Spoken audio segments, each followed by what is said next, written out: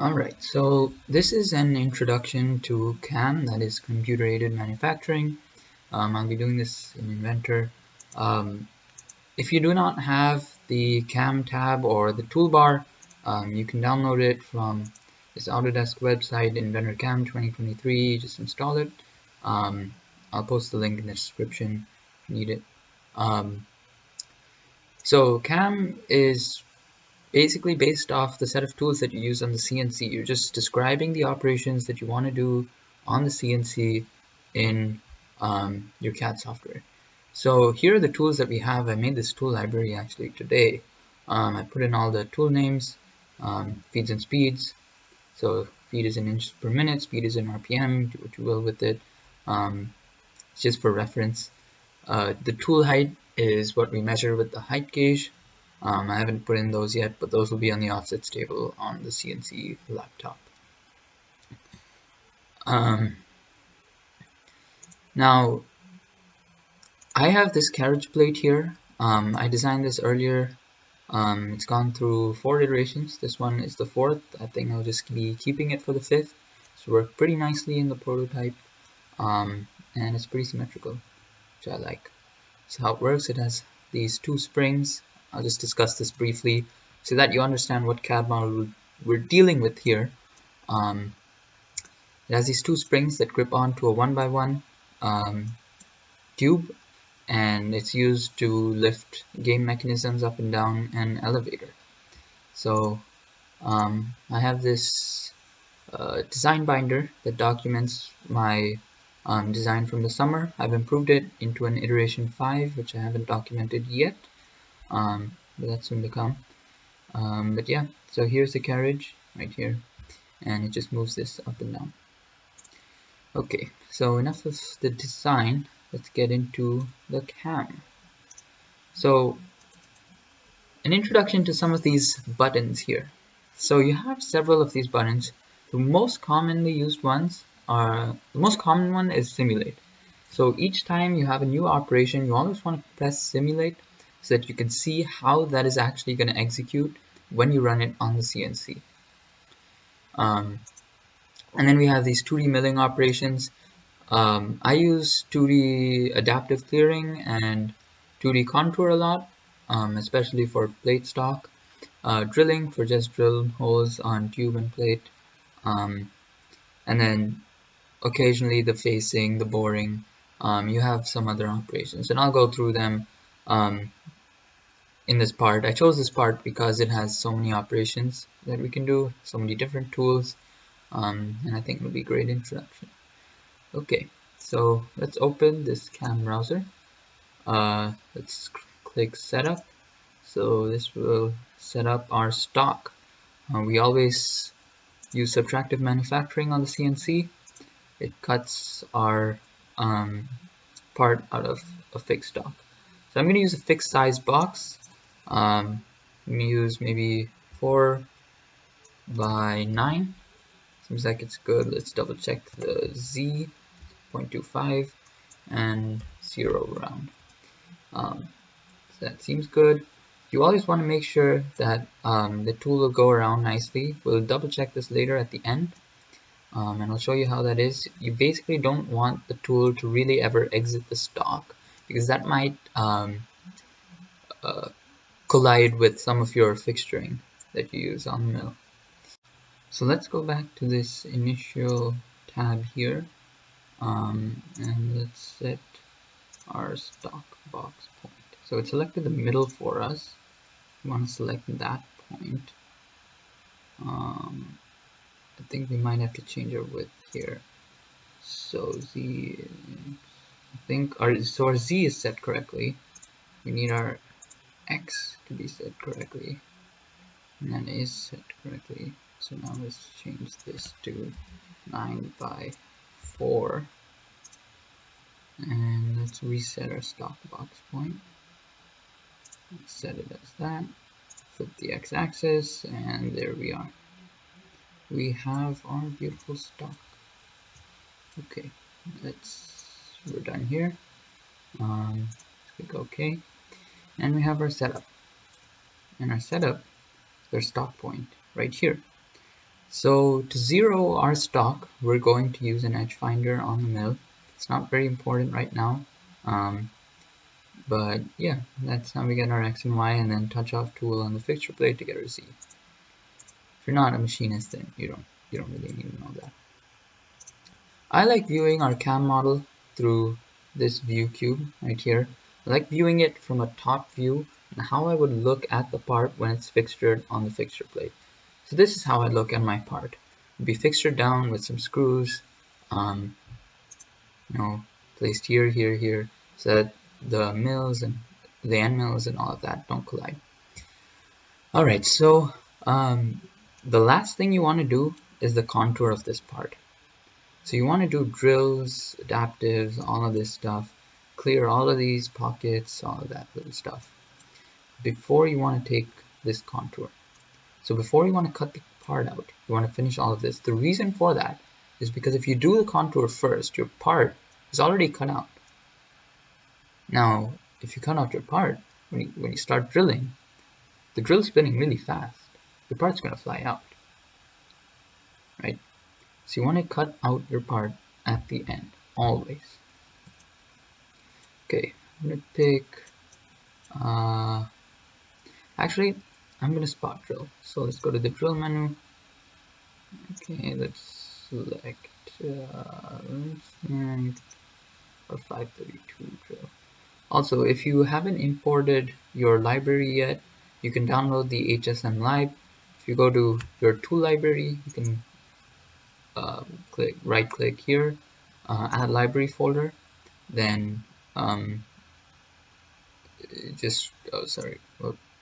not add library folder, open in Windows Explorer and then drag the HSM lib here. And I have the 2022 and 2023. This is the one I made today. So yeah, just drag that there. I posted it on Discord.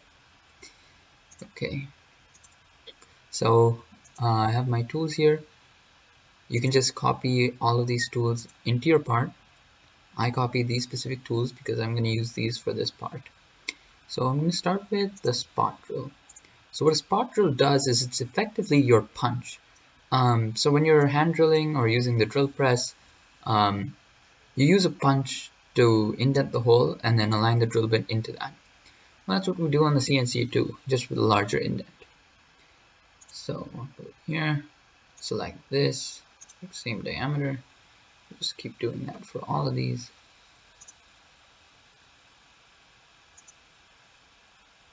Oh,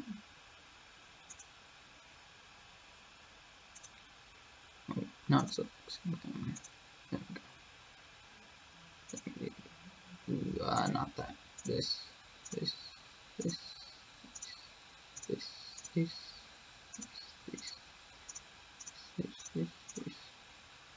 I'm just going to select all of them. All of the holes that we want. Okay, so now we go here, set a retract height to 0.4. So I'm just doing this off of memory. And then bottom height, let's do 2 chamfer diameter. Let's do 0.125. We can just double check by going at this angle, seeing yep, it doesn't go past our hole, so that's a good starting point. Okay, now let's go here, wrap it out. Sometimes you can do chip breaking, wrap it out is fine for this, because it'll clear the chips pretty easily. Now we can simulate. Let's hit our stop button so we can see how it starts. You can see that it's creating the indents. Fast forward here. And yep. And it's created those indents for us. And you can see here, that's our part, has these indents. You just keep doing that after each operation. So now that we have our indents, let's go ahead and choose whatever holes we want to start with. I'm going to choose these holes. I'm going to choose the 1360 volts. I believe that's what it is. Double check after. I believe these are as well. Okay. You can also just do select same diameter and it'll select all of them for you. Let's change our retract height again to 0.4. That just tells the end mill or the drill or whatever, basically the spindle, retract up 0.4 inches before moving anywhere. It's just a safety countermeasure. I mean, safety measure, you know. And I think we're all good here. Oh, this is one thing I want to clarify. You never want to drill tip through bottom. So if you're using this plate on a vise, you can drill tip through bottom and it'll go all the way through. But if you're doing it on the fixture plate, if you drill tip through the bottom, it's going to go all the way through, right? So I'm going to do 0.01. Let's see if that goes up or down. Ah, that goes down. So I'm going to do negative. Oh, wait, no, bottom offset. 0.01. There we go. All right. Now this is good. Okay. Go here. And we can simulate. We'll simulate all our stuff. We can skip to the end of this. We'll go there, there, there, there, there, there, and there, and there. And you can just check to make sure it didn't go through the bottom. Nope, it didn't. We are good.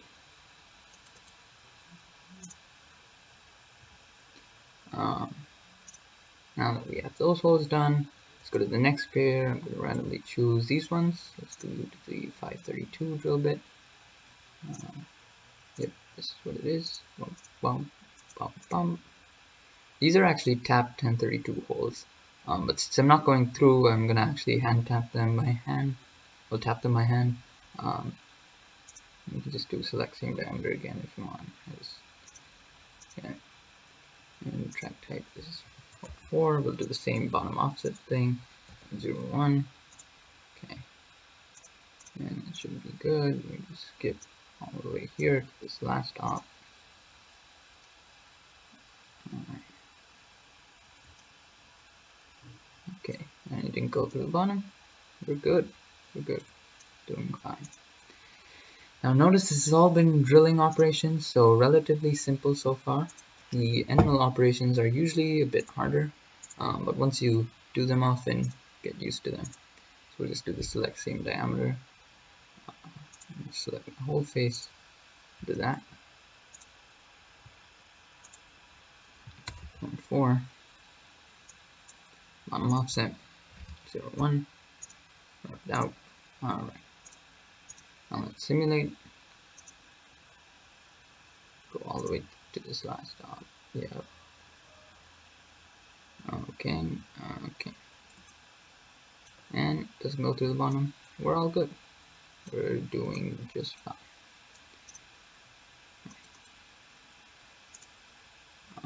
Now that we have our drilling operations done, let's go to the end mill operations. Remember, we're not doing the outside contour. We're doing this pocket, these pocket, and that's about it. All the other ones related to it, and let's go ahead and do that. Okay, so I like to use 2D adaptive clearing. It makes a nice and clean toolpath, doesn't wear the tool as much as something like 2D Pocket would. 2D Pocket is usually a bit more aggressive. Here I put a tool holder in. It's most definitely the wrong tool holder. I should probably take it out. I'm just leaving it in for fun. Okay, so we select the bottom of it. The bottom of where the end mill is supposed to go. There, there, there, there.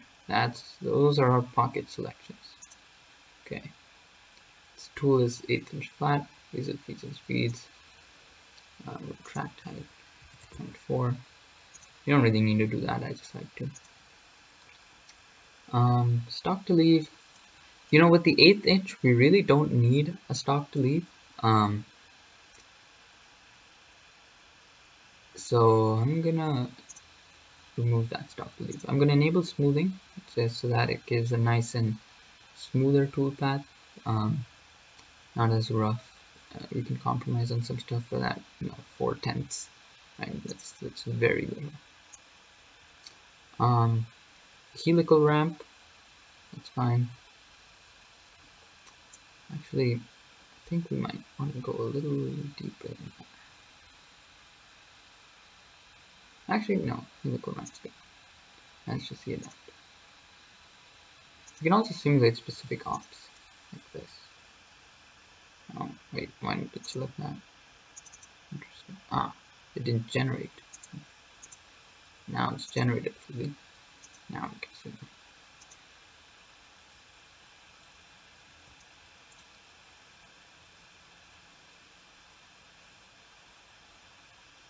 So you can see it's doing that path. This is only an eighth of an inch for the 1/8 inch end mill, so that's about the maximum step down that you want to go with it. And yeah, let's fast forward a little. So 2D adaptive takes some time, but it produces some really nice tool paths, and that's good. Let's go to our main simulation, setup, simulate, and let's go all the way to the end. And this is our part so far. Alright. So now we have all of that done. What's the remaining thing? The remaining thing is the outer contour. Let's do that. So we'll do a 2D contour. And we'll not use the 1/8 inch flat. We'll use the 3/8 rough. And this one is maybe the hardest part of it, but I'll teach you some tips and tricks. So you always want to use triangular tabs. 0.375. Yeah, we can do distance.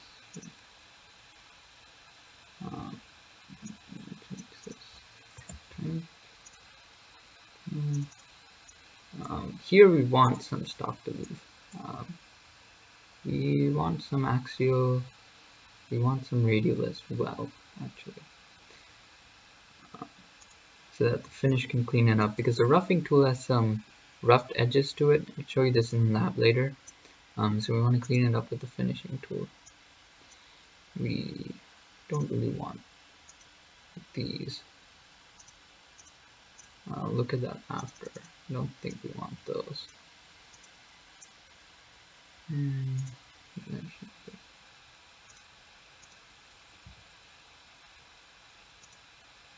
Let's skip to the roughing. Whoa. Okay. You definitely don't want it to go like that. You saw how it just plunged into the tool, into the stock. You don't want it like that. You want a where is that? You want a ramp. So ramp, maximum ramp, step down. That's how much it can go down. That's put it at like 1.125. You know, be a little conservative with that. You can put the ramp angle at maybe 4 degrees.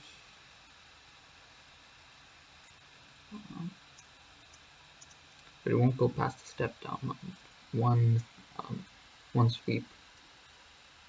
That's good. Let's double check that.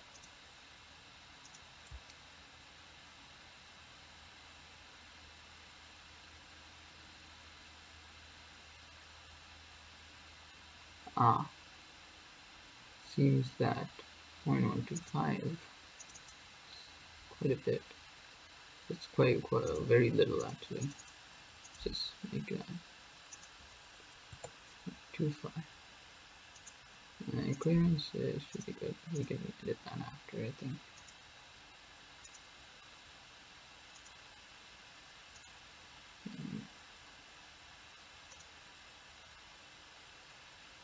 Interesting.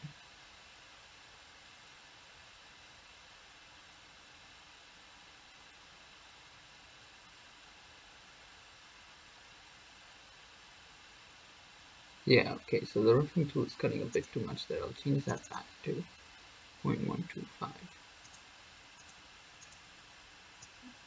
A lot of cam is just testing, you know. Maybe we can 0, 4.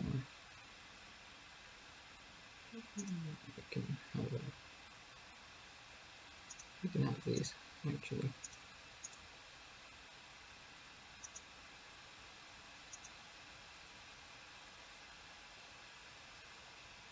There we go. That's better. Let me see that. Let me see the lead in there. Just making sure that it's alright. Okay, yeah.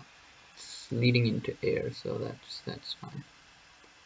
We don't want it to really lead into the part because that can kind of chip the tool. 125, yep, that's good.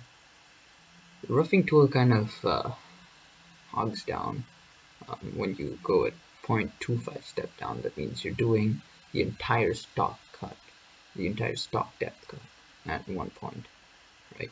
Except for that small axial stock to leave. I realized that I didn't fully explain stock to leave, and I will now. So let's remove the bleed out on that. We don't want it getting out of that like that. Wow. Okay, so stock to leave.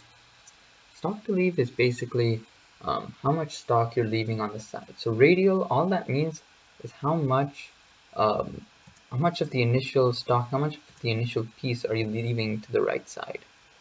And remember I said that the roughing tool has a little bit of an edge to it, so we need the finishing tool to get a nice finish on this part.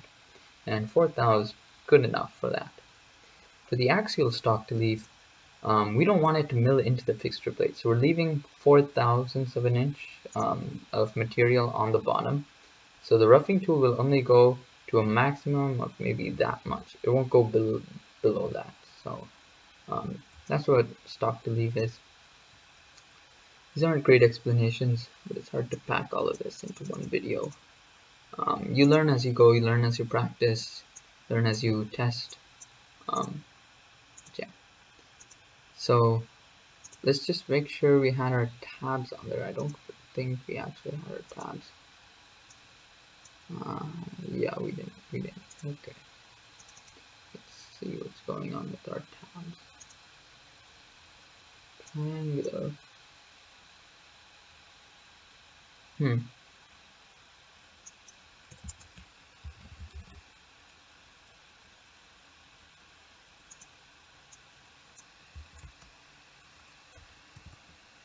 Yeah. I see. When it sits 2 inches, it's a bit much. These tabs are a bit too big. Let's change the width on them. It seems pretty good. Except, now this is too big. Change 0.25. Let's make this 0.625. It's 16. Maybe we'll make this 1. And that seems like it's enough tabs. It seems like it'll hold the piece. Might need it a little higher. I just don't want the tool to like plunge into the stock. You never want an end mill, especially a flat end mill, to plunge into your stock. 0.1 seems okay. Okay, let's do that. See, now we have a good tool path here. Shows us our tabs, and that's our contour. Now we need our finishing path that I mentioned earlier. Let's go ahead and do that. 2D contour. Select the finish tool. No tabs. Same contour. We'll try tight. Right.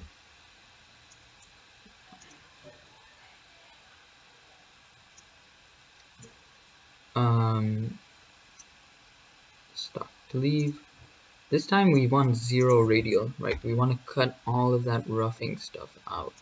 We want the exact radial stock to leave. We don't want it to mess up the stress analysis and all of that. So let's leave that axial stock to leave so that it doesn't machine into our fixture plate. Let's leave smoothing on. And here we don't need any ramp. We just let the tool go how it wants to. And with this one we have no lead in, no lead out. It should be good. Let's do these together.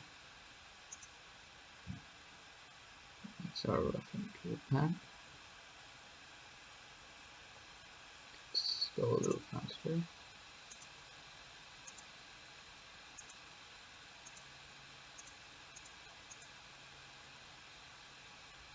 You can see our tabs being generated here. Let's see how the tool goes above them.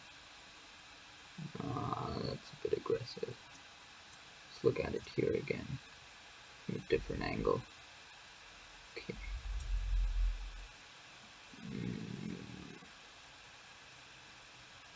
Yeah, we might have to decrease the height on those. But you get the gist of the idea. You just mess around with the tabs, see how the tool behaves, see how the tool will wear. You judge it in your mind, see what seems right to you. And here we have our part.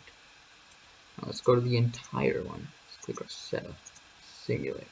Yes. We can also go to the end of each operation, see if they look.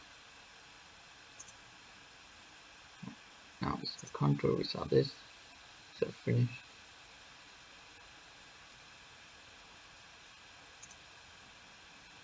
And this is our final part. We have all our stuff cut out, and here's our part for us. We just take the stock off the mill, take our part off, and we have it. Okay, so some things to keep in mind.